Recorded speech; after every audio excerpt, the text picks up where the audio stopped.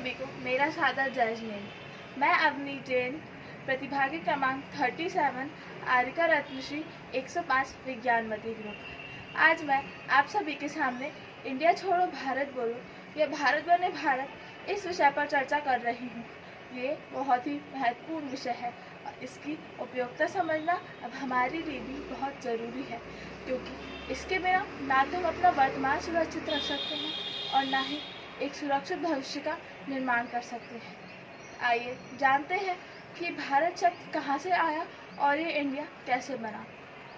तो ये भारत शब्द से हमको मिला है, जो कि जैन समुदाय में आदिनाथ भगवान के पुत्र श्री भरत चक्रवर्ती का नाम है और इन्हें हम कुलकर भी कहते हैं। अन्य समुदाय में इन्हें मनु कहा जाता है। भारत शब्द भारतवर्ष के नाम से प्रचलित है, तो फिर ये इंडिया कैसे बना, आइए जानते हैं। इसके कई मत सामने आते हैं। कुछ लोगों का मानना है कि ईस्ट इंडिया कंपनी जो 1757 यानी 1757 में जब भारत आई, तब उन्होंने इसे इंडिया कहना प्रारंभ कर दिया। हमारी प्राचीन नदी सिंधु, जिसके इंडस शब्द से इसे इंडिया नाम मिला। मुगल साम्राज्य जब भारत आए, तब उन्होंने इसे अपने अपने लॉजिक से इंडिया कहना संबोधित कर दिया। ज़रा गौर कीजिए, इसे इंडिया संबोधित करना शुरू कर दिया। जब भी कोई व्यक्ति हमें किसी और नाम से बुलाता है, तो वह हमारा खुद का नाम नहीं होता। हमारा नाम वो होता है जो हमें हमारे जनक और जननी द्वारा दिया जाता है। फिर हम तो प्राचीन काल से ही भारत नाम के शब्द से प्रसिद्ध है। फिर हमें इंडिया क्यों कहा जाता है? भारत केवल एक शब्द ही नहीं, एक भावना है, एक संस्कृति है, एक सभ्यता है, जिसे आज लोग भूलते जा रहे हैं। तो इसे वापस लाने के लिए भारत बने भारत उसकी एक छोटी सी पहल है, जिससे हम अपना मूल वर्चस्व स्थापित करें और हासिल करें और उसे पुनः स्थापित करें।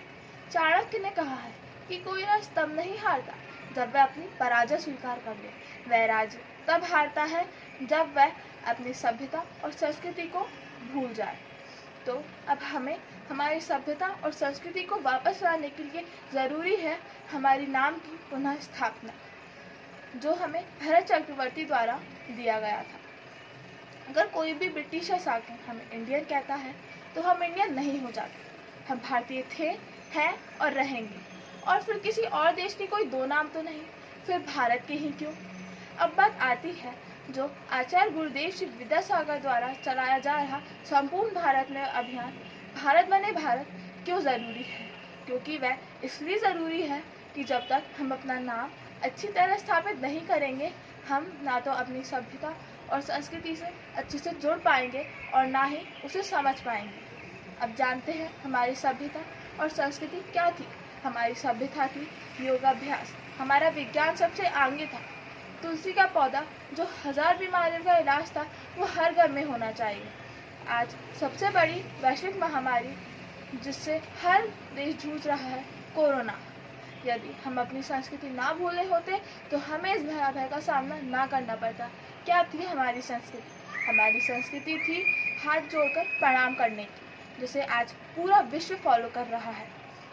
अब हमें ये गुलामी भरे इंडिया शब्द को त्यागना होगा और भारत को अपनाना होगा। अब हमें यह तय करना होगा कि हमें इस गुलामी के प्रतीक इंडिया के साथ रहना है या गौरवमयी भारत के साथ। आचार्य गुरुदेव श्री विद्यासागर ने कहा है, भारत बने तो भार रहित बन जाएगा। इंडिया बोलो, भारत लिखो, हमारी पहचान भारत है। अब हमें इस स्वर्णिम भारत और समर्थ भारत की कामना को पूर्ण रूप देने के लिए ज़रूरी है एक स्वावलंबी भारत, जिसके लिए आवश्यकता है भारत की संस्कृति, भारत का स्वावलंबन, भारत की कृषि, गोपालक, हथकरघा, प्रतिभा स्थली और भारत की संस्कृति की पुनः स्थापना और उत्थान। जय जिनेंद्र।